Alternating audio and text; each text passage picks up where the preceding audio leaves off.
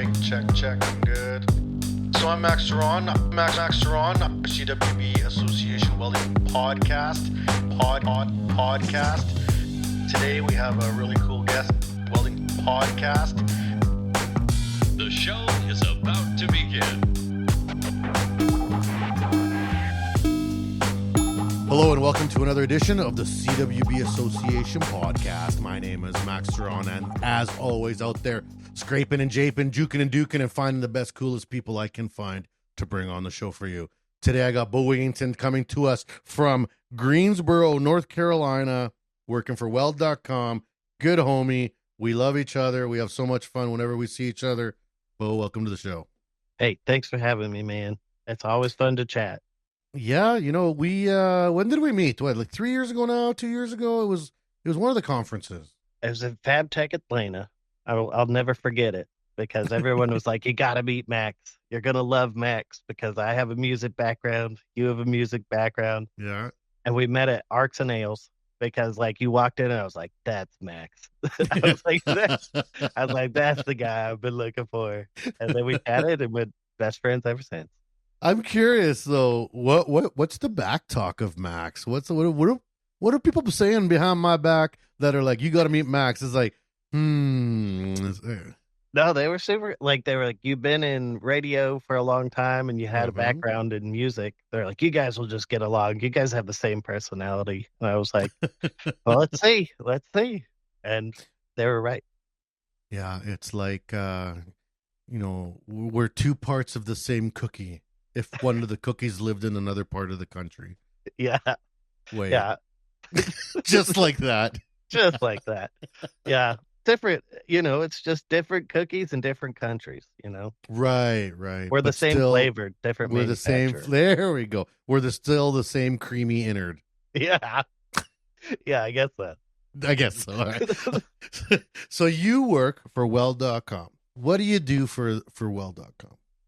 I wear a lot of hats at Weld.com. I first started working with them making videos, and then they needed a podcast host because the old host left, and I was like, I have a recording studio at my house, and I feel like that would be pretty good, And so took over the podcast, started doing that for about a year, and then last year they asked me to take over the socials and manage the YouTube channel.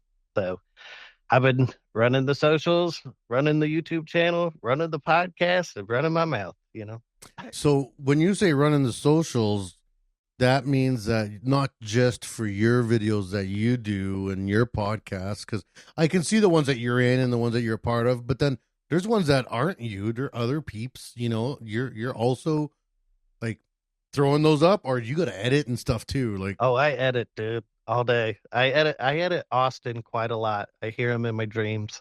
So it's because it's like 8 hours of I'll be listening to Austin say little things. And I'm like, oh, that was interesting. Let me pull that, because I really try to just pull out little quick tips that are just going to help newer people out. Mm-hmm. And it's just usually things that I find useful to myself because I'm fairly new to the industry as well. So. Well, yeah, I wanted to get around to that, but this is a good segue for it because there's that learning curve, and I always bring it up to people.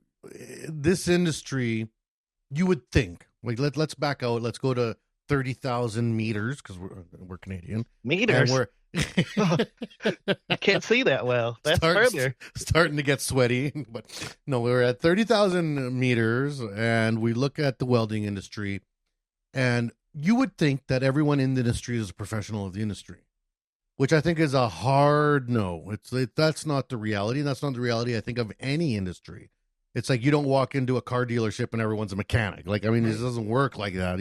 Some people there probably never even change their windshield washer fluid, but they're selling you a brand new Corvette, right? Oh, yeah. Like, you got that mix, but you're in a position where you're working in basically marketing. Like, sounds like the marketing department for Weld.com right now. So as someone coming in from outside of the industry, trying to push things out to the industry, people are gonna check your cap right away, right? Yeah. And see, like, is this guy legit, or he's got street cred, or is this just another suit trying to tell us what to buy? How's that journey been for you, man? Well, I think it's been an easy journey because I got into weld.com through welding school. Right. It really helped me through welding school, and that's why I was such a big fan of weld.com because I could see Uh-huh. everything up close and they explained it a little bit better than my instructors at school did. Hmm. So I As a was a big fan. resource, Oh yeah, huge resource. And then they had a competition asking people to compete in a 3G test. And so I competed and it wasn't the best 3G plate I've ever welded, but I was very charismatic. So they were like, hey, I ended up taking second place, but they wanted me to start making videos. And I had that imposter syndrome sink in real fast where I Oh was like, yeah, yeah. I'm not supposed to be here. I was like, people are not supposed to listen to what I'm saying. But then Hmm. the further I've gotten into the industry, the more I find there's more people like me compared to the diehard professionals. Hmm. There's a lot of people that want to weld to fix their boat instead of buying a new one or paying like $500 to take to a shop to just weld on a pole holder or something like that. Yeah, yeah. So like I've really wanted my passion in it has been to bring back that resource that I had like in college when I was going through school. I wanted to make sure that survived and because well.com has gone through a couple different renditions and I just really saw I was like, man, I just really love that quality. I love being Hmm. able to see everything and everything was focused on kind of newer welders. There's resources for advanced people as well but not as many people watch that. Most people that can ace a 6G heavy wall pipe test aren't going on YouTube being like, how do I pass a 1G like Yeah. flat Which plate? welding rod do I use? Like that's not them. Yeah. Yeah. I'm a diehard advocate for the hobbyists and the do-it-yourselfers out there. And I feel like that's my place in the industry is being the guy that is not afraid to say I don't know it all, but I'm really curious and I would love to just go talk to you about it. You know. Well, you're on a learning curve. It's not a learning hole, right? So you're where you think you are now, but dude, if you're in this long enough, like you just got your first D11, then yeah, right? Like kudos. Now you're a legit welder. You can weld in one state in the US. Congrats. Now, you're you you get your next set of certs, you're going to learn more. You're in the industry, you're interviewing people, you're learning more. It's not going to be that much longer. You're a young dude before that imposter syndrome is going to be on the other end where you're like, I actually know lots about this industry. And yeah, maybe you didn't cut your teeth out in the industry per se, but you're living it, right? You still are in it. Yeah, no, I definitely feel like I don't have that imposter syndrome that haunted me for the first year of doing the podcast for sure. Like after I just crossed 100 episodes that I've done on the podcast and it's been a lot of learning and I've talked to a Mm-hmm. lot of people that are way smarter than me and I always try to break down those concepts that they bring to the table to bite-sized chunks that are easier for people to digest and then get Mm-hmm. that learning curve. No, But that's awesome. I mean, on the skill side, I still practice. I still go out there in the shed and I keep my skills up for the chance I get to weld on something.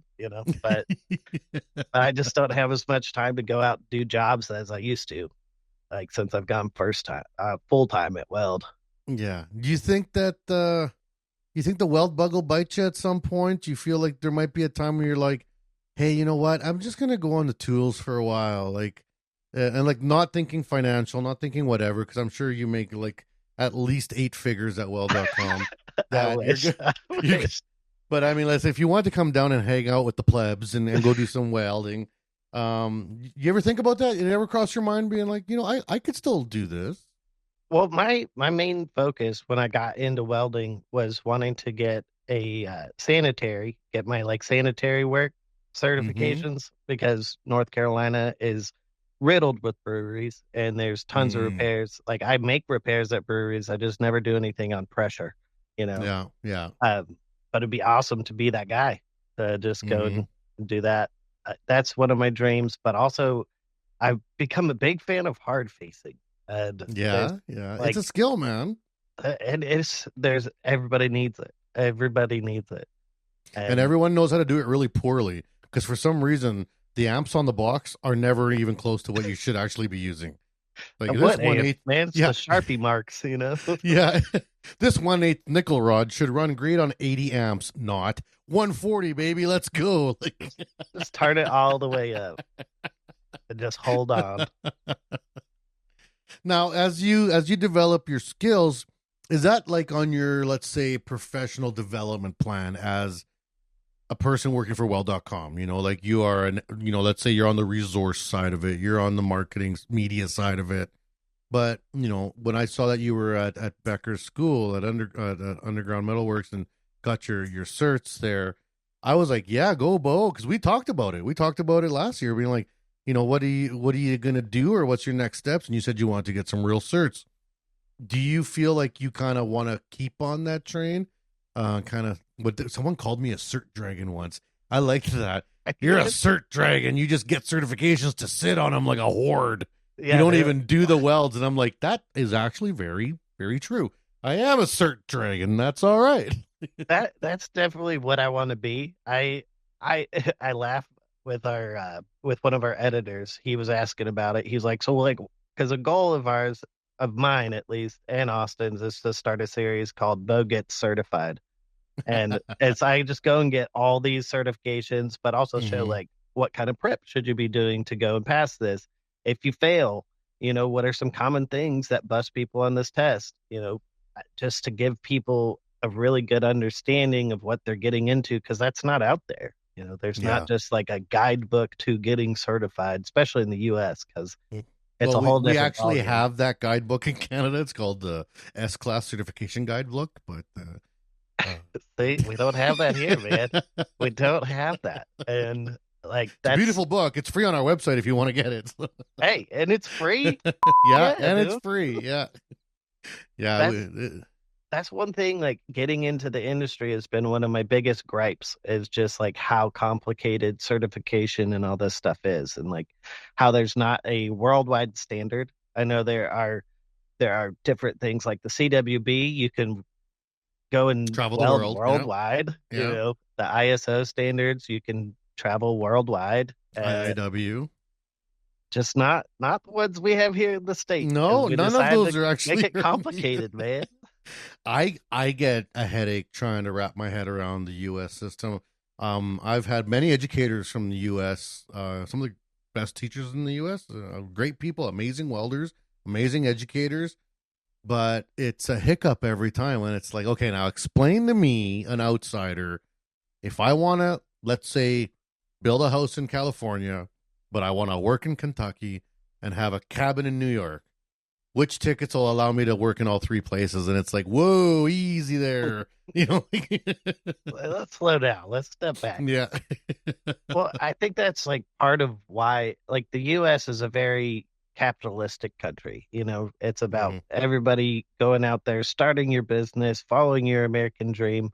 And that dream is different for a lot of different people, and the components that go into that are different, you know. Very specific. Yeah. And so I feel like that's why it's so complicated here, just because I it's not government mandated, you know. It's like our certs aren't government mandated. It's the AWS, private, you know. And so it's not, it's hard for there to be like, hey, here's the standard, when it's just not like everybody has to follow the same rules. There's different rules. Like, you could qualify any kind of different procedure if you could prove it on paper, you know. So that's a whole other cert. Well, what are the benefits of that? You know, like, because, you know, there's always a pro and con to every system. Like, I think I know what the benefits are, or even the cons are, for, like, say, versus a Canadian system. What do you think they are? And we can bounce it back and forth. I think maybe it's to help. I mean, not having something that covers everything makes it easier for people to specialize in stuff and not be outbid by a company that maybe has all these resources and everything. It might be better for the small guys out there, you know, because you're the one guy that's certified to go do these brewery repairs in North Carolina, or there's like 10 people that are qualified to do this work. instead of like a guy who does D11 and structural all day, but he dabbles in stainless, that Right. he can't just go and take it just because he has the resources or something. I don't know, man. No, Like it is. I actually think you're on the right track there. I think that's where it is. Like, I'll give you a couple examples. Like, I'm always flogging the Canadian system because it has served me well, but there is definitely some issues. Some of them are in the corrective process. Some are not even on the books. But what you said, like becoming a specialist in the U.S. in general, I think the system is built for that. Like, if you want to be that guy that builds exhaust for NASCAR on Sundays at 3 p.m. till 5 p.m., the U.S. allows that market to exist, right? And it might be you're only 2 hours of work a week all year round, but it makes you $100K good enough. You're fine. You got a life. You got a living. In Canada, that would be almost impossible to pull off because you would have to have so many requirements and code certifications. Even your shop would need to be certified before you even could bid on that job. That people won't, right? It's unobtainium welding is in Canada to some like crazy, and the hoops he had to jump through to get hit to where he is with his business was crazy, and he did it. I think in the U.S. that is an easier path. Now, what we're doing in Canada now is that we started an entrepreneurial program called the Sole Proprietorship Program, being like, you know what, if you are just Billy Bob and you want to open up a shop and you want to get certified, we do now have like the system for you to just get your cert, get out there and get going, but you still got to climb the ladder. You can't just like, no, I'm just really good at taking stainless. I'm going straight to there. You still got to like do that climb. I think that's obviously there's benefits to it, but then on our end, the pros for us is that let's say I am, working on the whatevers once a week. I'm the super specialist, and let's say I get fired or that industry dies, right? The industry's over. In the Canadian system, I'm covered. I had to get all these things to get to where I am, that even if the boat falls out from under me, I'll be able to slide over into another job that'll probably pay me just the same equally, right? In the US, it's a lot more sink or swim. If you got that brewery gig in North Carolina and you're crushing it for 10 years, and then all of a sudden, the senator's son becomes a welder, well, dang. He's going to get those jobs, man. Yeah, now where are you going to go? Now what are you going to do? Where does that one super specific skill get you? You know what I mean? Yeah. It's tricky to see the balance there, right? I feel a big part of it is the skills gap, too. Like, because everyone, especially in America, for the past 20 years was told, go to school, get a degree, go make money. And so now we have all these people with degrees that can't find a job and nobody to do all of the the real blue collar work, Yeah. And so I feel like that's another reason why having it's just the speed. Like your program to get a red seal, it takes me 4 years, right? Yeah. Plus, well, we shortened it to plus 3. or minus. Yeah. 3 years, Yeah. But if I need to, like me, when I went into welding because I was a full-time musician and the pandemic hit. No gigs. Like I had 6 months of work, and then the next day I had no months of work. And so I was like, well, I need to make a drastic change. I need to find something that's not going to shut down ever again. And so I looked at the options out there, and welding. I was like, yeah, I could do that. I'd messed around with one of my old roommates. He built custom choppers, and I'd been exposed. I thought that's where to the sentence ended. I messed around with one of my old roommates. Yeah. Period. We messed. No, I would help him in the shop, and then my grandpa, he would fix his tractor with a little buzz box, one of the tombstones. Yeah. I got my tombstone still in my garage. Oh, I'm getting his. I'm saving it from the shop. So yeah, I'm gonna. They bring still it on run home. great. They use more power, like your month's power bill in 6 minutes, but they still run. Hey, but it's the best 6 minutes you've ever spent, man. Yeah. But I didn't know what to go into, and I went and tried it, and I was like, this is what this is. Like, this is all you got to do. And I mean, not to downplay how difficult welding is, but compared to a lot of things that I've done in life, it's straightforward. It's either you pass or you fail. And my whole life has been objective careers where music, I might write a song and I think it's amazing. My mom thinks it's amazing, but Max hates it. But Max is the guy in charge of, is it going to get on the radio or is it not going to get on the radio? Right. But welding, it's like, did I pass this welding test? Like, is this weld that I just made, did it pass code? Cool. Yeah. The rubric, did you check all the boxes? Is it everything it needed to be? Yeah. Or not? Pretty straightforward. Yeah. Yeah. And if not, figure out why not. Like, it's easy to step back and figure out why. I feel like that's the cool part about welding, is that's easy to find out why something went right or why something went wrong. Like, there's different and there's variables. levels to it. Yeah, right. I remember being young and being like, okay, well, this didn't bend properly because of lack of fusion. You start learning the first, catchphrases. Oh, it's yeah. got some undercut, some overfill or whatever. You want to start throwing things out there.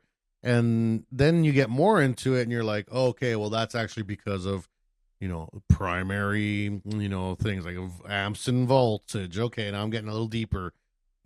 32 years later, I'm like, well, the grain migration of the chromium was overheated, and that 400-degree temperature change between the heat affected zone and shell pulled it out, causing a gap which allowed hydrogen in, which increased coal cracking.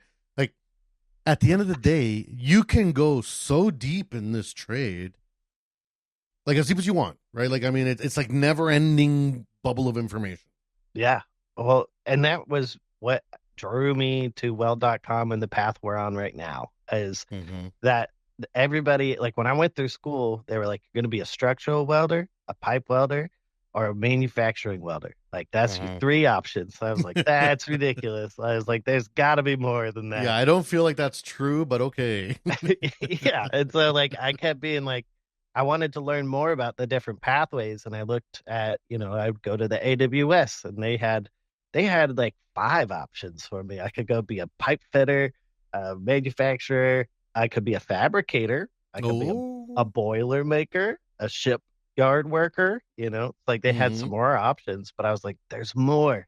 There's gotta be more. And so that's what we try to do, is show, like, especially on my podcast, I try to find these weird, unique little pockets. And then when we go out and travel, we try to show you what it's like. Like, my favorite one we've done this year is we went to D'Angelo's Marine Exhaust, and they make all of the exhaust systems for the Coast Guards worldwide. So we got to see, and they did. It's not like they get like parts in; they make all the parts in house. It's all raw materials. Yeah. Yeah. So, like, seeing what that is all about, that awesome. was really cool to me. And seeing younger people going in and working there. Like, there's a dude I chatted with. He was like 18. And he was learning crazy skills. Yeah. I was like, dude, you're working on a top secret thing right now. He's like, yeah. Yeah. Now, what about, you brought up the podcast. Coming out of school, you're like, okay, pandemic hits. You're out on your butt. Let's go into welding. Okay. Take the course. Pretty good at it. Enter a contest for weld.com. You're the second best, but best looking. They give you a job. And then what happens? Like, when does the podcast start to become a thing? So the podcast, they started it back in 2021, I believe. And they were like 44 episodes in before I took over. Okay. No, 43. Who was before you? It was Jessica. She used to run our social media before the previous me as well. There's been many different renditions of Weld, okay. like I said. All right. Okay. But she left the company and they were trying to figure out what to do. And I wanted to learn, and so I saw the podcast as the best opportunity to ask people who are doing all these wild things that I find on the internet. It's like, how do you do what you do? And like, how did you get there? Like, that's my biggest question for people, is how did you get to where you are? Because that's not in a book, and your teachers aren't going to tell you in school, So, yeah. Unless you have one of those magical teachers, they do exist out there. There is a couple unicorns out there, but a magical teacher that did good time in industry and did do some cool stuff, and is like, yeah, and then you can do this and this and this and this, but there's not a lot of them out there. Yeah. I Yeah. had a really cool teacher. Like it was like the dude who just inspired me to follow it, Hmm. because I took an intro to welding class before I jumped into like a construction certificate program, not a Okay. certified Yep. program, but a certificate. Okay. All Um, right. but my first instructor, it was night school, and he was like, "You're here to better yourself, and that's what I'm here to teach y'all a skill that is going to better your life, and you can go and do like no one can take it away from you." And that Hmm. really inspired me. And he was a millwright, he was a pipe welder, he did nuke stuff. Like he was telling me all these cool things, but then he unfortunately left the college, and I was like, "Dang, man." You know, Really? Well, he probably got offered a good job. Yeah, I guess so, but they Yeah. they kept it like real hush hush what happened, so Oh, so maybe something shady. Oh. maybe I don't know, man. Everyone loves drama. Yeah, Everyone let's loves a little find out. drama. I'm gonna be Googling later. Yeah, but it's just like, and there are great teachers out there, but I just have always had the gift of gab, and I feel Hmm. like I'm pretty good at getting underneath people's skin of being like, oh, I feel a flaw, or a Yeah, crack in their armor there's a there. nugget in there. Yeah. Yeah. Like, let's dig it out. And so I just really enjoy talking to people, making new friends, and just learning. That's just my favorite thing. Has it gotten easier? Well, let's start at the beginning. Like, how hard was it to take over a podcast from someone else? I'd imagine that'd be a little tricky. That wasn't my case. So, Oh, like, it's already got a brand, it's already got a look and a feel, and you're coming in. I came in swinging, man. I came in and Yeah. I was like, the sound quality. I've been an audio engineer for like 20 years, so Hmm. like, and I record, and it was a pet peeve of mine. I was like, this should sound better. I want this to Hmm. sound better. I was like, please send me it. I will try to make everything to sound better. Hmm. And so I took over the first one. I was like, this is what it should sound like. And then everyone was like, whoop. And we saw like a really big increase in listener like base over my Yeah. first year. And I was like, all right, we're doing something right. But it's just mainly just finding guests in the beginning was the hardest part, I feel like. We do 4 a month, one a week. We would take 2 months off in the year, but we aim for about 50 episodes a year. And man, it can get grueling. And plus, you don't want to feel too much like a piggybacker, right? Because there's other great people out there doing podcasts. Like, I mean, Becker, he's the king. And I don't always want to be like, who did Becker look at it this Oh week? yeah. Give him a call. Like, I mean, you don't want to seem like that. Although we do all share guests, obviously. Um, Absolutely. how do you find your guests? What's your magic trick? My Instagram? Yeah, it's Yeah. Instagram. Like I mean, I'm on there all the time anyway from Weld. I'm on ours and I'm always trying to share different things from the welding community, but sometimes I'll see something and it really catches me, and I'll Mm-hmm. just say, "Hey, if you're ever interested in coming and doing a podcast, cool." But then sometimes I swing for the moon and I'll get somebody really cool. I have a guest that's coming on soon that I'm very excited about, but I can't talk about it until it's done. Cooler than me? Oh Way man. cooler than you. Oh, No, well, no, I hope I. you were one of my cool guests. I really enjoyed our chat when you came on the show. Yeah, no, it was awesome. And what about when you because this is a podcaster now. What about when you get like shunned?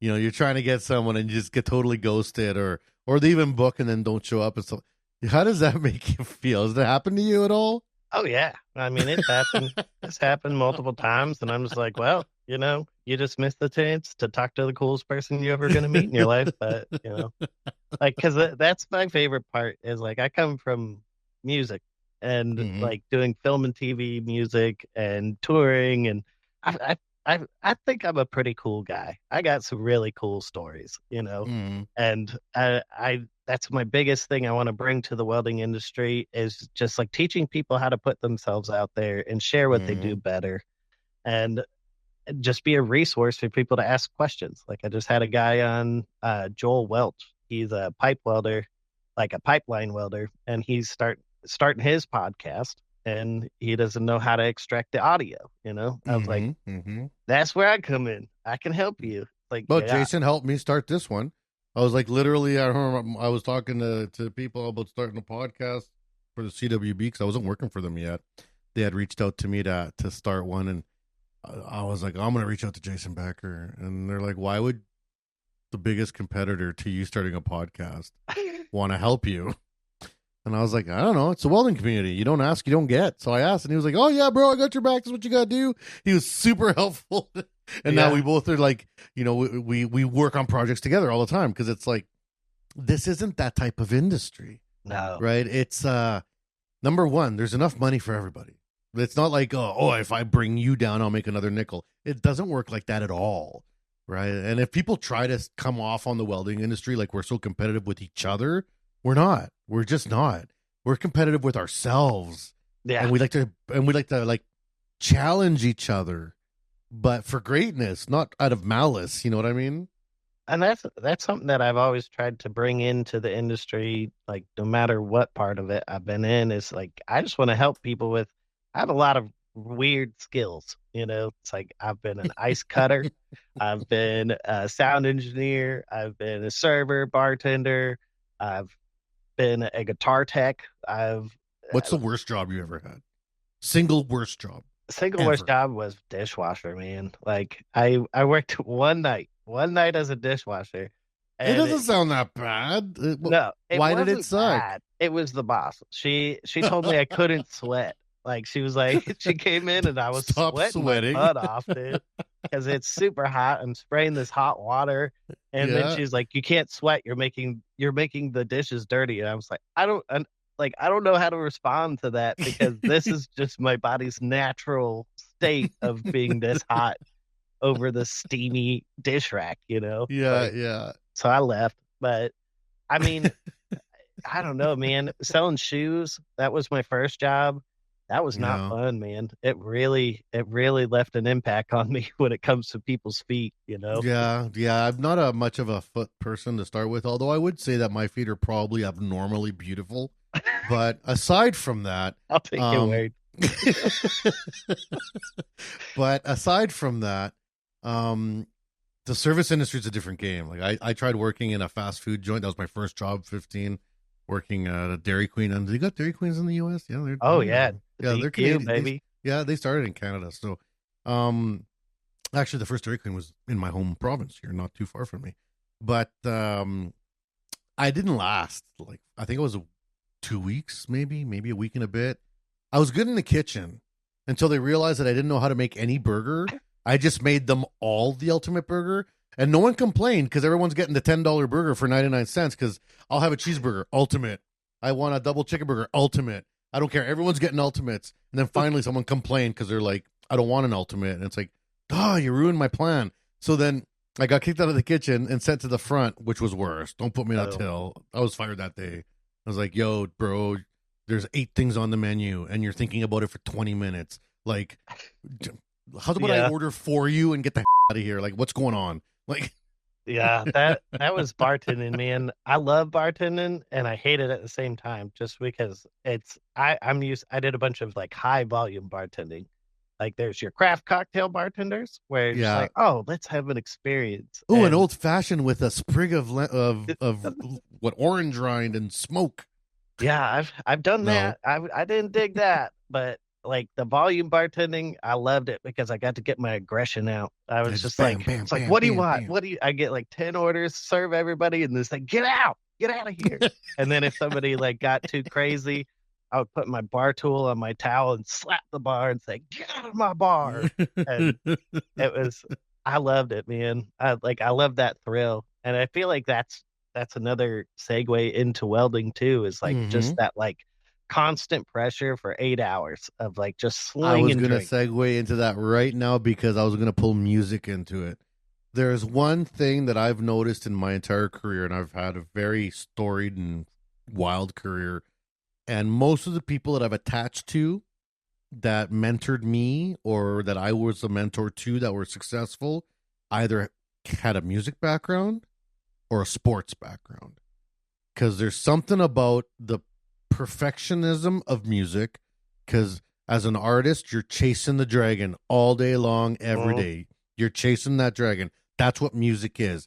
You got something in your head that's got to come out, and it's got to be just right, or else. And no, you can't even explain it to no one. It's just a thing, right? Yeah. And I think that has a direct tie to music. And then for sports, the competitiveness, that competitive nature. Like, yeah, that was great. Yeah, I may have broken my own record, but I can do better, right? Like, I know I got another millisecond in me or whatever. Those two fields I find translate so well into the welding world at any job, anywhere. What are your thoughts on that? I think you're just spot on with that.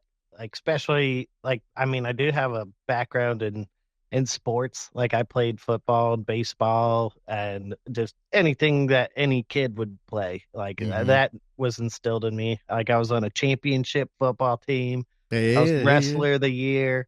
Like, good job. Like, that competitive aspect is definitely in my blood. And then like the music world is very competitive too. Like, that's a hardcore cutthroat industry. Dog eat dog. But like the aspect of like the playing to a click, if you're going to be a musician, you're going to spend a lot of time with metronome. And if you're a welder, you're going to spend a lot of time with an internal metronome. You don't even know there's this beautiful tool that you could use to tap out the perfect travel speed, like 83 BPM for your root pass, putting in a 60-10 root pass with a 3/32 gap, 3/32 land, 83 BPM. Just whip it to that, and it'll be perfect every time. What if you don't like to whip? Too bad. Get out. Get out of here. There you're back at your bar. Get out of here. But I mean, especially like with music, like I write songs. That's my majority, like, of my career has been a writer. I perform, but my bread and butter is just writing. Like, I love writing. And welding is a lot like writing music too, because like you're very, very passionate about it when you're getting in there. Like, you're getting every single verse right. You're getting every line is perfect as you're going across the plate. And at the end, you see it and you're just like, oh, this is the best I've ever done. And you take it up and you show it to the inspector and they're like, yeah, go do it again. It's the same thing as a song. Like, I can spend hours just like perfecting a song, and then I'll play it for one person. It's as soon as you give that song to one person, it's the magic dies. Yeah. It's like, damn, dude, I thought it was the best, and you just said, oh, cool. It's like, I always thought that the most applicable point of a weld to both music and sports is the start, because it's something I see students do all the time versus professionals. If you start a song wrong, what do? Stop. Like, if you're like in a recording, if you're getting watched, keep playing it, man. Just right? waste that tape. right. Just waste. And if you're in sports and you're in the blocks and you're about to run the 100-meter dash and you start wrong, you're done. You blew it, right? And I always think about that in welding, because you see kids when they're first learning to weld, they sputter and stop, and there's porosity and a big blob, and they're like, "It's okay. It's okay. We'll burn it out. We'll burn it out." And it's going to be a mess. But a professional, as soon as they strike that arc, before you even know what's going on, they could already be like, no, that's not right. That felt wrong. Let me start again here, everybody. Yeah, that didn't feel good. That's, to let me clean that up and start over. And that's when professionalism gets the best of you, when you're like, no, I'm not going to just pile this in. I'm going to stop and fix it before I make this way worse than it could have been. It's like watching a band play live and the drummer goes off beat, and you're like, oh God, like, somebody end this. Like, you see the bassist and the drummer start looking at each other, and they start doing that weird hand thing. It's like, oh, here we go. God, end it now. Like, just that mental communication of like, oh no, dude, you're off. No, you're off. And then the singers just keeps looking back saying, I have no idea, because they don't understand timing anyways. Like, yeah. I guess I'll ad lib, What? Yeah. Hey, that was not bad. Steven Tyler, Tyler, that was dude. pretty good. Yeah. That's perfect. All right, since we're screaming into the mic, let's take our break now for our commercials and our sponsors. We'll be back here on the CWB Association podcast with Beau Wigington, coming to us from Weld.com right after this break. The CWB Association is new and improved and focused on you. We offer a free membership with lots of benefits to anyone interested in joining an association that is passionate about welding. We are committed to educating, informing, and connecting our workforce. Gain access to your free digital publication of the Weld magazine, free online training, conferences, and lots of giveaways. Reach out to your local CWB Association chapter today to connect with other welding professionals and share welding as a trade in your community. Build your career, stay informed, and support the Canadian welding industry. Join today and learn more at cwbassociation.org. And we are back here on the CWB Association podcast, having tons of fun. If you missed out, I am here with Beau from Weld.com. We're having a talk of all things, how he got in, where he's going, how sports and music are a part of the trials and tribulations of a welding career. Had some screaming, had some yelling, kicked some people out of the bar, and now you're caught up. And we're back in it. And we're back in it. Now let's talk about future state. Now, you know, you're how old are you? Well, if you don't mind me asking, I know they say never ask a woman what her age is, but I'm pretty sure I'm 37. All right, so you're 37. You got kids? I actually have a baby boy on the way. You got a baby boy? Was that supposed to be a secret, or is it all good now? I don't know. It might be a secret. I mean, we haven't made a big announcement, but you're one of my buds. All right, so you got future eyeglasses on now. You know, you're at Weld a few years now, 3 years, I think, by my calculator. And what's the dream? What's the end state? Like, everyone's always got to have that, like, this is where I go next. And whether it's me go alone or me go with the company, you know, what do you want to see come out of Weld.com? What do you got planned? So my big thing with Weld.com is I see it as a resource for the community, you know, and I feel like that's what it needs to be, because that's what it was to me, and it's what it has been to people it's been around since 2012, and so it's been helping people learn for so long. And there's only so many times that you could do the same videos of, like, here's how to do this, you know. It's like we have some great videos that people are asking for X, Y, or Z, and we're just like, hey, we have that. Like, it's there. Yeah, and also 30 other companies have done it too. Those chumps up at CWB probably did one too. I think it's just more of like being a connection hub, you know? Like, that's my big thing. I want to help people find careers and jobs. Like, that's part of what we've been trying to bring into our app, but it's just making it more accessible to look for jobs outside of Indeed or like Monster. Like these and ones those job apps, we get that request all the time, and we don't have a job board. We get asked that all the time, being like, where's the welding job board? Because it's like different than normal job boards. Yeah. You know? Like that's something I really have been trying to spearhead on. Well, not spearhead, but I've definitely given my 2 cents about it. Like on our job board, my thing that I really wanted to be involved was be able to put yourself up as a welder. So instead of like looking at all these jobs, like put yourself up as a welder saying, I'm certified in X, Y, and Z. I'm located here. This is how much money I want to go here, you know, and these are all the types of jobs that I'll do. And so it's like really companies could go on there and look for welders in their area instead of vice versa, because I feel like welders don't need to prove their worth to the companies. The companies need to prove their worth to the welders. Because we're in short supply, you know. Well, we got to talk, man. I had the same idea. So I pitched it a couple years ago being like, why don't we base it off of a dating platform? Yeah. You know, where you have people put up their profiles. These are the certs I have. These are the hours I have. These are the jobs I've had. And that AI or algorithm automatically pulls in companies that are posting jobs that are, you already know you got the tickets for it. You already know you got the certs for it. Like, so it's all that preliminary BS is just out of the way, and you can work on getting a job interview and a weld test or whatever it is you need to do because you already got that out of the way. Yeah. I think we're on the same page here. I came up with this cool name for it to connect welders and fabricators and all those people. I wanted to call it Grinder, but I think it's taken, man. I think it's taken. It's taken. Yeah, it's a different type of app. What about Grinders? Grinders RS. Yeah. Yeah.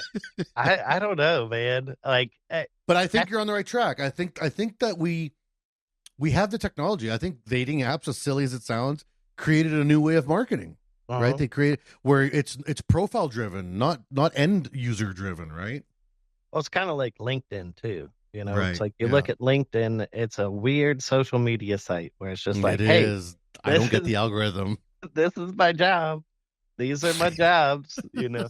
But like I feel like that's been like one of the hardest things in the industry that I've heard from Mm-hmm. everybody is we can't find people to work. I was like, well, where are you looking? You know, it's like, where are Yeah. you looking? Like, Yeah. how can we make that an easier process? You know, but then also like another long-term goal outside of just helping people find jobs, it's things like this where like Mm-hmm. helping you get connected to me or helping you get connected to a cool guest that I had on or this new person who's starting up a new podcast, like Mm-hmm. mentor them, like what is your advice, help them along the way, you know, the same way that we help new welders in the industry by teaching them, you know, not just giving them everything, but it's just like, hey, maybe try this, you know. Yeah, there's resources. Try it. Yeah. But like, because the whole idea of like radio broadcasting channels, you know, they're going downhill because people aren't Mm-hmm. listening to the radio as much. And podcasting is definitely going to be the broadcasting of the future, you know. So Mm-hmm. like, it would be cool. Like Bryn, I don't know if you've ever talked to Bryn Otto, but he just started a welding podcast called the Iron Insight, and he's The been Iron Insight. Okay. right under here. I've been giving him my advice and all Aw, my is he a little tips. duckling? Yeah, he's my little Declan. But he was like, dude, you should start the blue collar like podcast network, you know? And like that's something that I think would be cool because I might not be the most entertaining person or the most knowledgeable person, but I am really good at like seeing opportunities and Mm-hmm. connecting people. Like I've been Have you ever told listened to the Blue is the New White podcast from Josh Zolan? mm-mm. See, He look wrote at a this. he wrote a book called Blue is New White and actually did really well. He's a former HVAC guy who now owns like one of the biggest companies in the US out of Chicago. And he talks and he interviewed me, I interviewed him. Reach out for him for a podcast. He's on LinkedIn. But he's a good, really knowledgeable guy. But that's his shtick, being like the world's next generation of leaders are gonna be blue collar. Oh We're yeah. like done with white collar leadership because we felt unheard for 30 years and everyone badmouthed the trades. But the reason we badmouthed the trades is because white collar ran it. And Mhm. everyone was like, you don't want to be in that trade because these suits are going to make your life.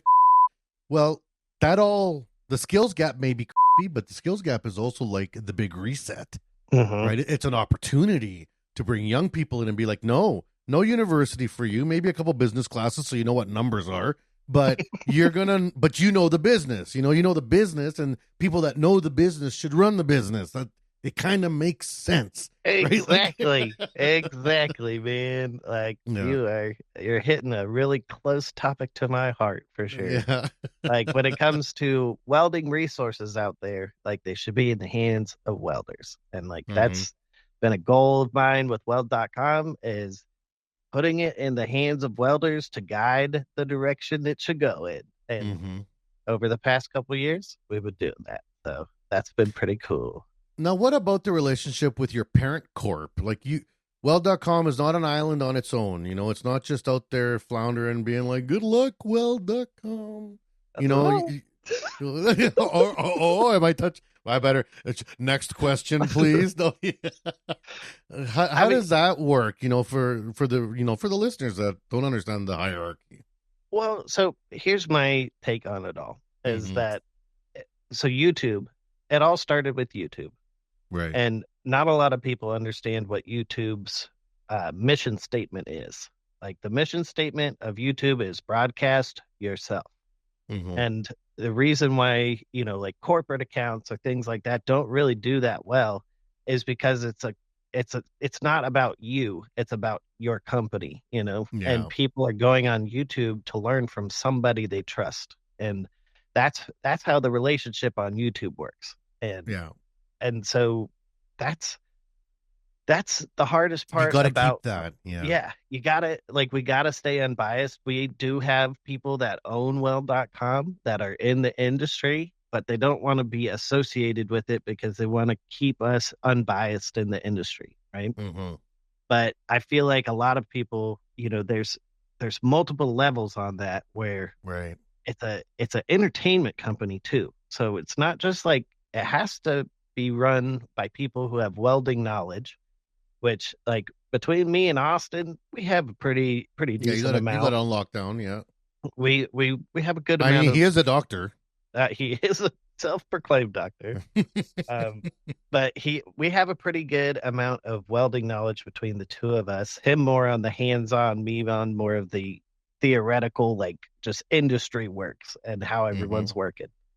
And but then the other side is entertainment, like it still has to be entertaining. The hardest thing that everybody in the skilled trades is seeing right now is how do you get this next generation like excited about it, even though there's all these different like articles and news stories saying that Gen Z is the new tool belt generation. It's still not. I think that's a little bit over. I think it's wishful thinking than it is a reality. But I do see a lot of kids like interested in doing that instead of going and following in maybe their parents' footsteps that aren't happy in life,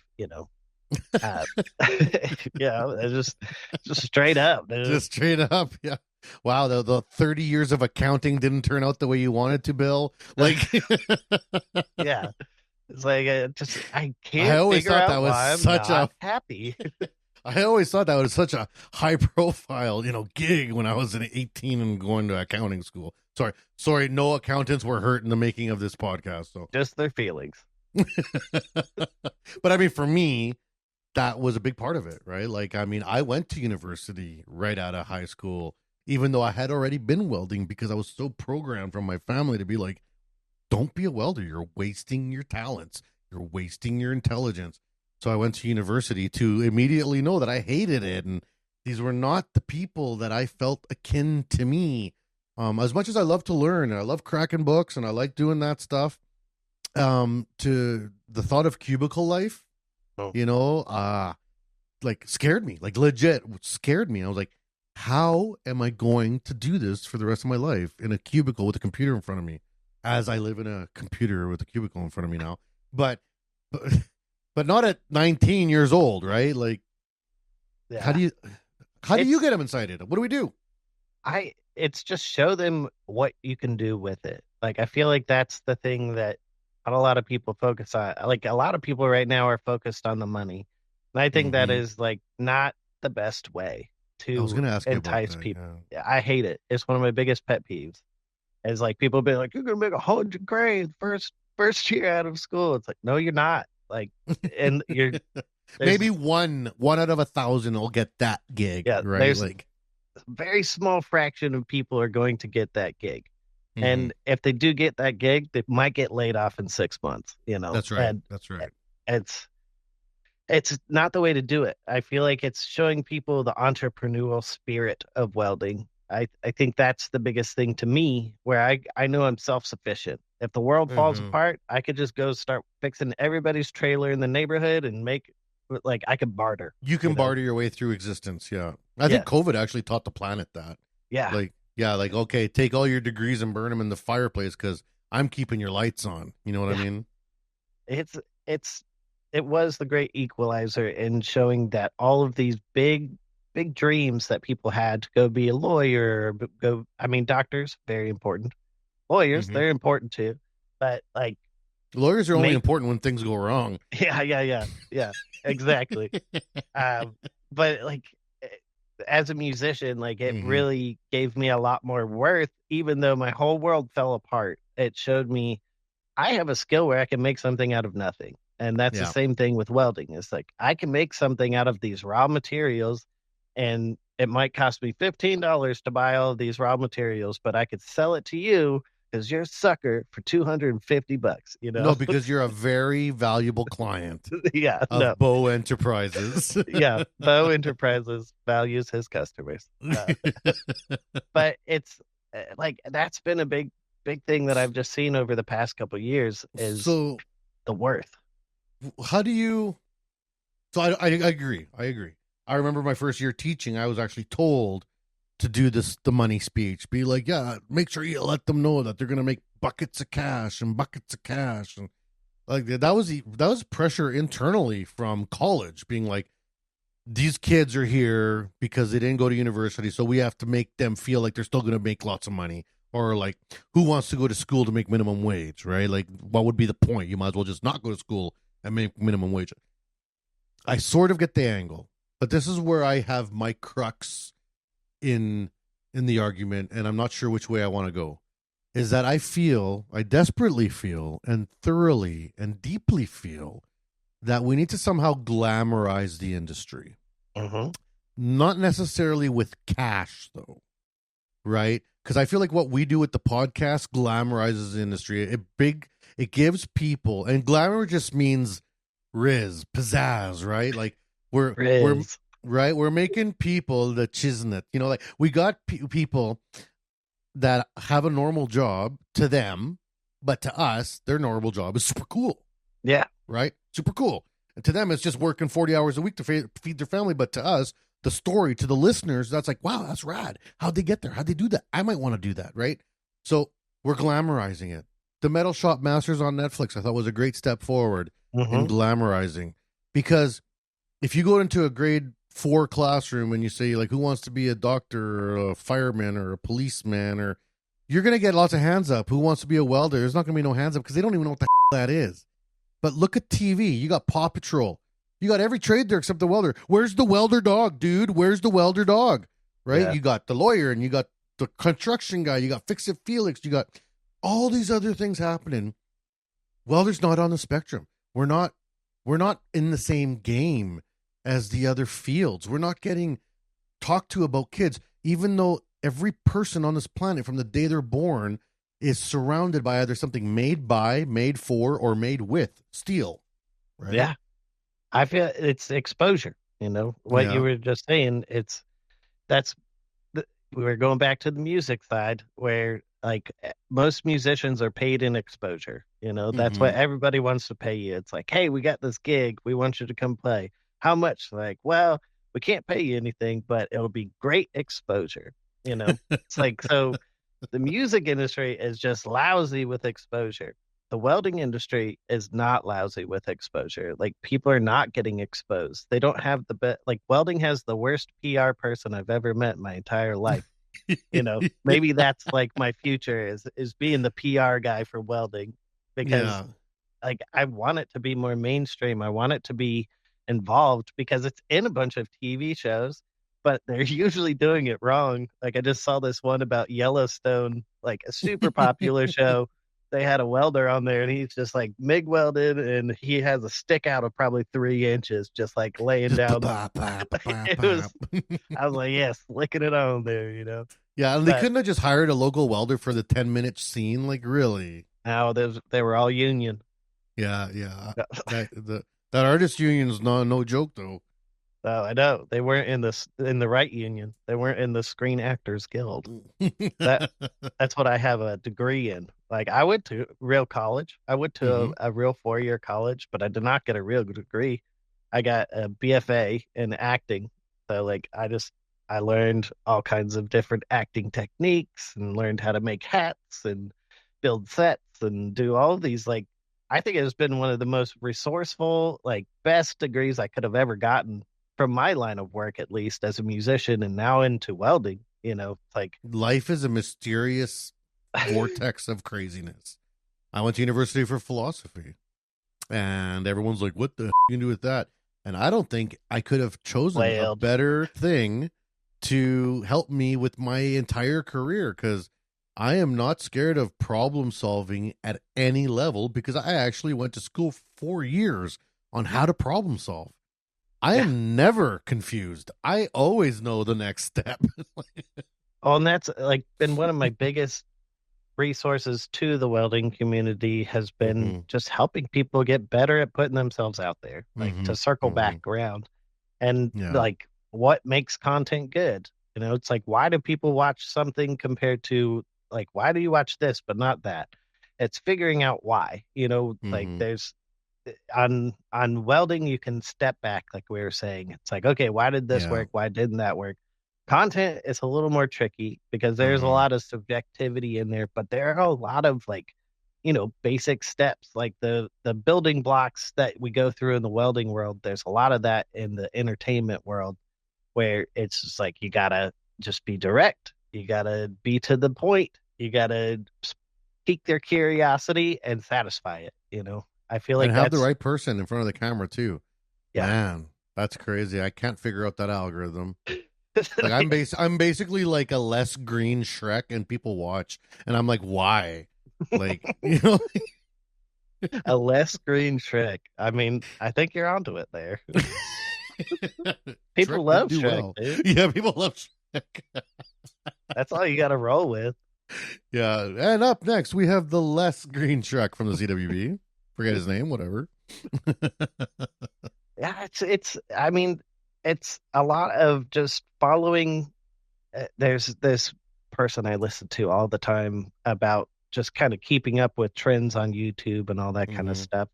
And one thing that sticks with me is success leaves clues, make part twos. So a lot of people, they think, I always have to shift in what my content is. I gotta be versatile and talk about all these different things. But if Mhm. you look back at your content over the past year and just say, okay, this worked, that worked, that worked, why? What are the Mhm. main factors that made these things work? And then you just start trying it again. You try to follow up on it and then Fine tune it and fine tune it, adjust. man. Yeah, It's yeah. just like finding your settings when you're dialing your AC TIG welds. Oh, which I suck at. I gotta get better at AC TIG welding. It's my kryptonite, man. I don't know. I'm like so confident in every welding until someone's like, "Let's go do some aluminum," and I'm like, Yeah, I'm not an aluminum guy, but I would love to be one "Yeah, day. someday. Yeah, we got I time." I want to build a John boat. That's my dream What's a pod. John boat? Just like a basic like Is flat that when you bottom boat. drive around dark corners at nights looking for? Frog gigging. No. It's just like a basic fishing boat, Okay, okay, okay, Some people call them dinghies. Some people call them, okay. I don't know what you call them up there. Loonies. I don't. I don't. Yeah, loony boats. Yeah, I don't even know. Okay, well, that leads us to some questions I wanted to ask you. When are you coming up to Canada? I wanted you to come up for FabTech Canada in Toronto. You said, no, Max, I will never do that. And then, I wanted to, man. yeah, We had a thing with 3M, the Clash of the Grinders. It was a hmm conflicting thing on double our booked. schedules. Yeah. Yeah.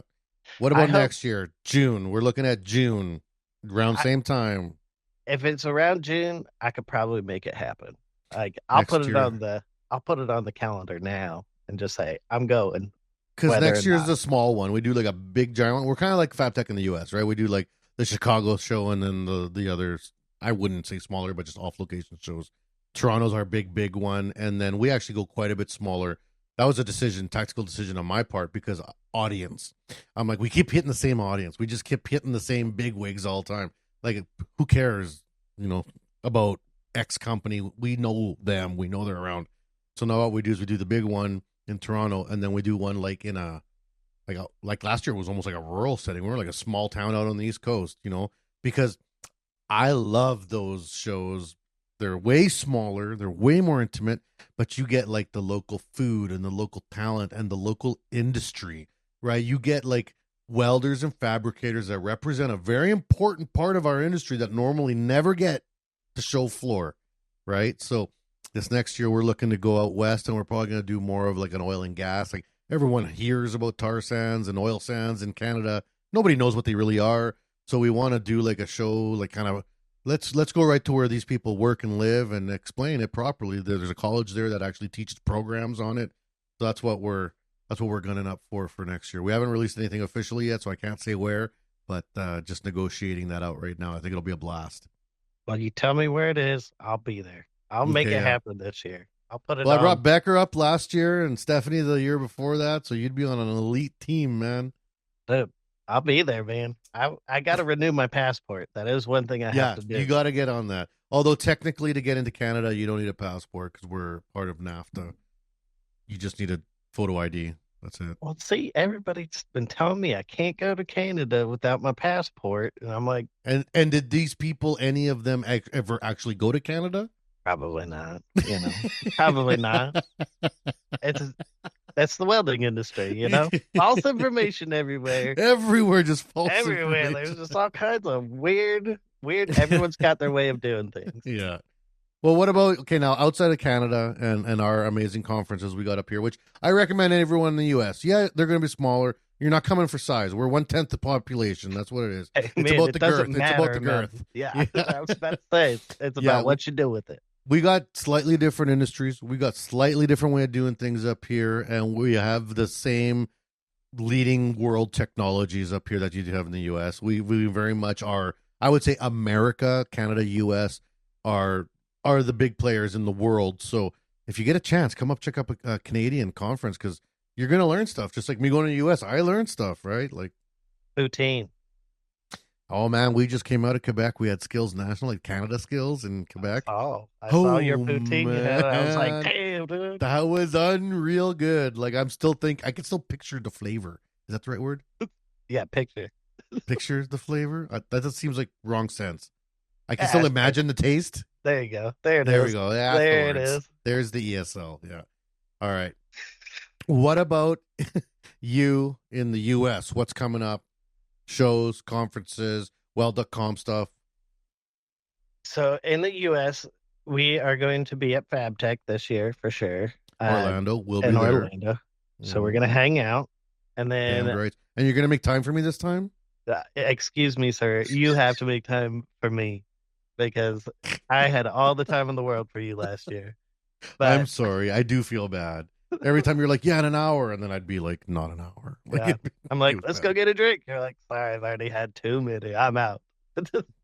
I don't know if that actually happened. Did No, that actually that because I don't feel like that's a max thing to say. No, you were always out. Like, you're like, oh, I'm out. I'm already out with these people. We're gonna go to do that. You're just buzzing around, man. Like you're too It's busy. hard. It's hard. Yeah, like I get invites and it's hard to say no. And then I'm like, can I invite Beau? And people are Just like, plus one. Yeah, they're like, we don't like that guy. No, not that guy. That poser. That actually didn't happen either, so don't worry. Well, we'll be at FabTech. Actually, like right before FabTech, we're going to be going back to Maker Camp, which Where's is that?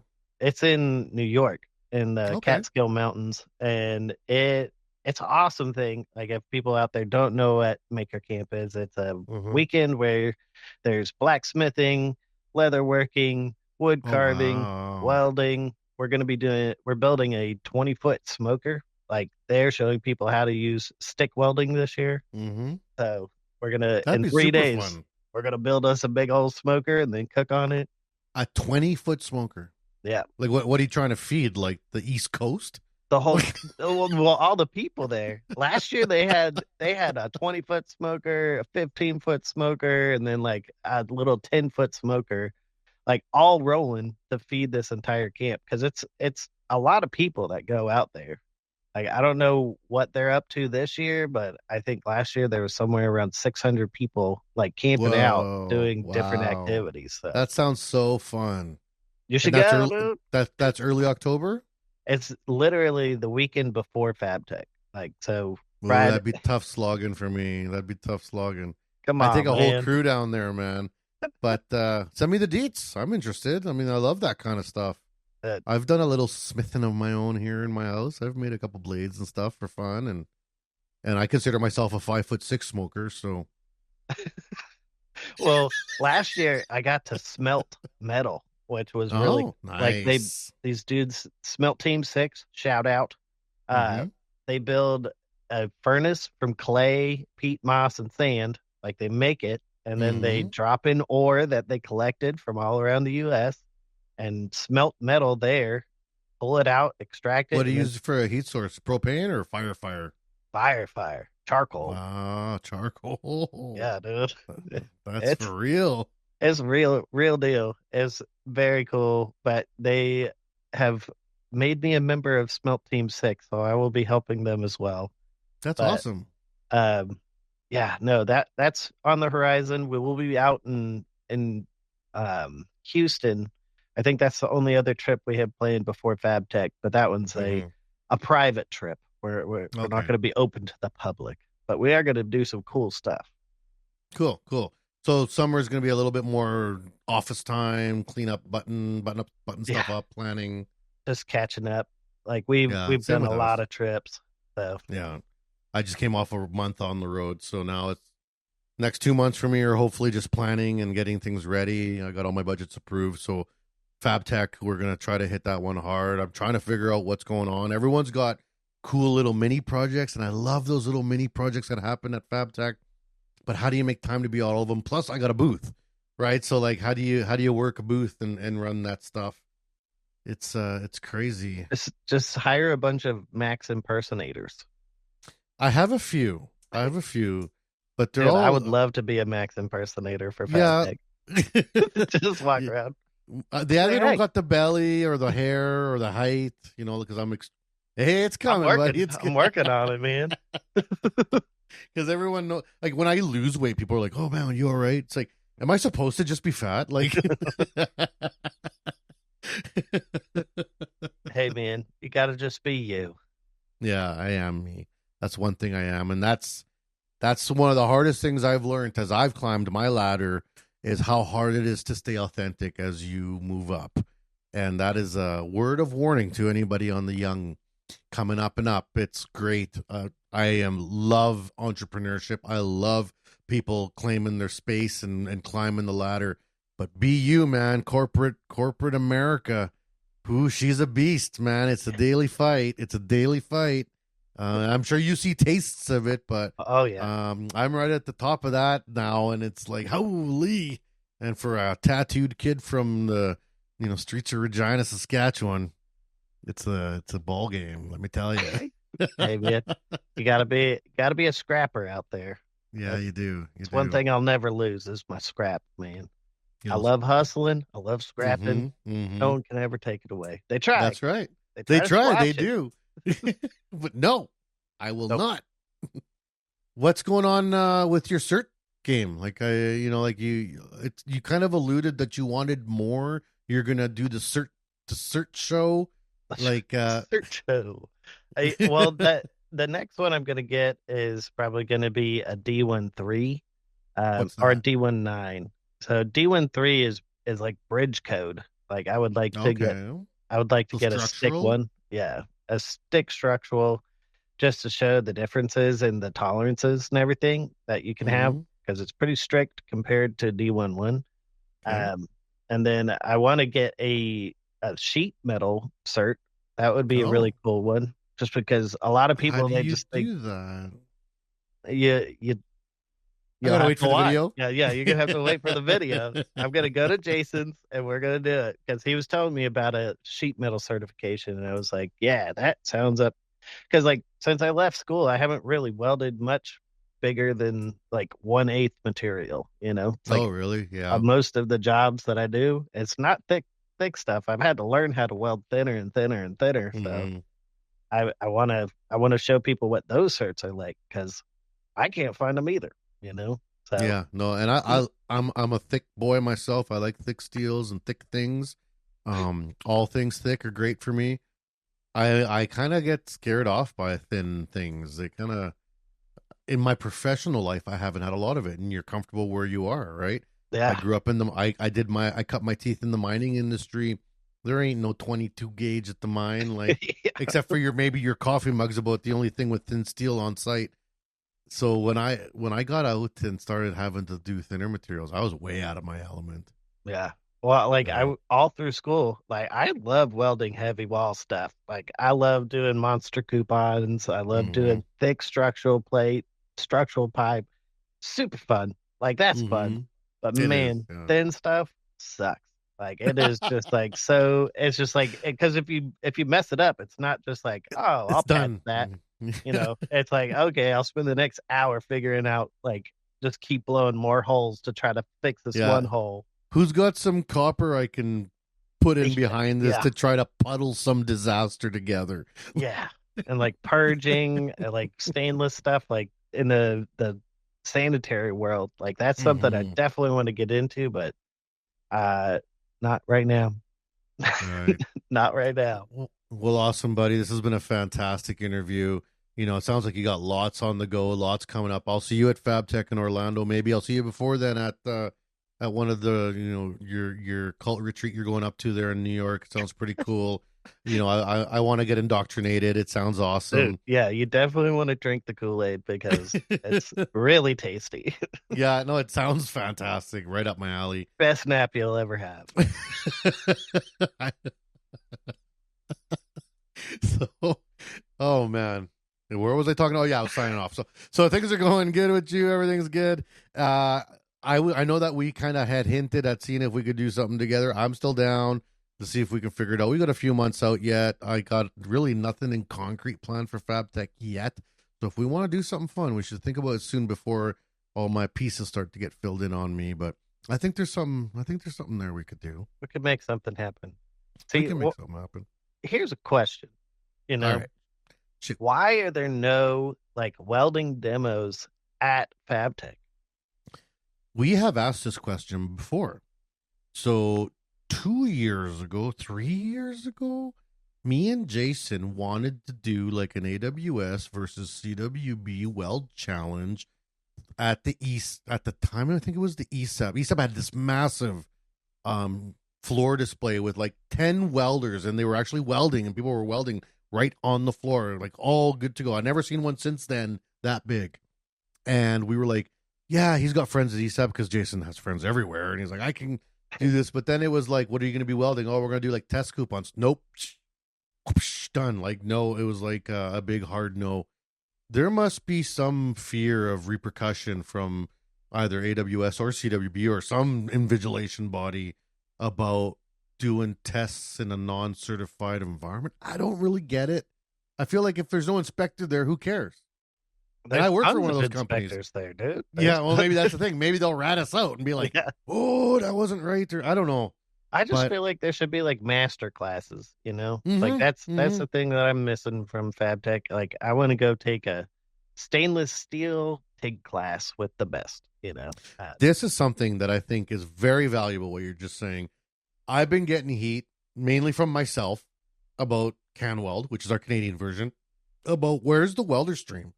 We have academic stream, we have R&D stream, we have technology and innovation streams.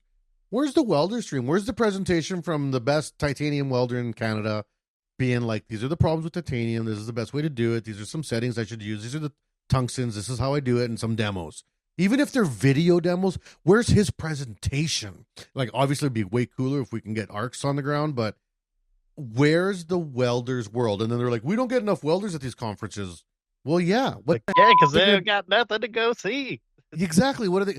They're not the ones deciding on buying the equipment. So, yeah, we'd love to bring the welders in to check out all the cool welding machines, but we know they're not the ones pulling the trigger on that buy. So they're sending some, you know, what do they call it? The people that buy stuff, you know. Oh, a buyer. A purchasing agent. Yeah. Is that the word? Whatever. Them sooty people. Acquisitions. Yeah, they come and they do it. So it's not the welders. So FabTech as well. FabTech USA, Canada, CanWeld. We've had these conversations like, we need to get the welders in. Well, they're the biggest segment. Companies under 10 are 80% of our industry. They're not represented at these conferences at all. And there really is no conference for them. There isn't the come in, we're going to have every welding manufacturer and you know, and you're going to get to actually bring in some, or we're going to show you how to take a piece of 10 gauge, roll it on the roller, stamp the ends, do it, and then you're going to run the weld seam on this series of machines. There's a session for the afternoon. You know, I would love to see that, bro. Or like a showdown. Well, that would be. I know nobody would ever agree to do it, but it would be so cool to just be like, all right, we got our lineup, like all these Lincoln machines. versus Miller versus ESAB versus Jingzhou, you know, like, and let's see how they go down. And nobody wants to see how that goes. Yeah, no, I do. I mean, and welders do, you know. Yeah, like, welders I feel like do. That's part of what I see in the industry is that the industry bigwigs don't play by the welders' rules, and Yeah. it's going to change at some point. Well, look at Sewing with Fire. He just did that rod demonstration on his Instagram, where he's like, you know what? I get this all the time. Screw it. I'm just going to do it. 125 amps, same settings, 4 different rods. Let's see. I'll just rate them 1 to 4. I'm getting paid by no one. And I was like, yes, that's better. I like that. You know, like we did one on hard surfacing for the CWB, and they're like, well, you're going to just make sure you put on sponsors that sponsor use product. It's like, no, I'm not going to do that. I'm going to just pick 5 out of a catalog and just rip them and see what happens. Like, you can't play that game. Well, a welder will see right through that, like instantly, you know? We're on the same page, man. We're right. going to shake this industry up, I promise. We're going to take them by storm. We're the bad guys. We're going to show them the right way to do things. Yeah. Put it back in Raise your hand if you like chicken nuggets. No, what's the guinea pig one? Anyways. I have no idea. I was just rolling with it, man. Yeah, I go down weird rabbit holes on Instagram. I just exposed myself a little bit there, but Oh, no, I gotta find it. Yeah, guinea pigs. All right, Beau.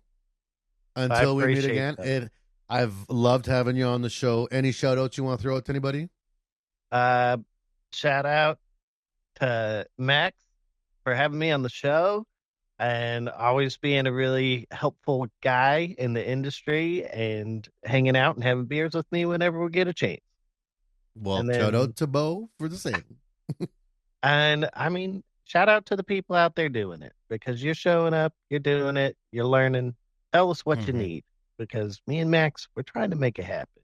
So That's right. That's right. And hey, for all the listeners, if you guys got leads on contacts for someone in your industry that you think's moving and shaking, a mentor that really helped shape your life, an educator, or even any companies that are out there doing real cool stuff, you know, me, Beau, the other podcasters out there, we're always looking for content. We're always looking for those stories, and we're not doing it here to make a buck from them. We're just trying to enriching the storylines of our universe with good dialogue and witty banter. So, you know, here we are trying to do our thing. So please send them our way. For the people that watch the show and download it, commenting and sharing it, we really appreciate you. We couldn't be where we are. We just eclipsed 50,000 downloads and 175 episodes.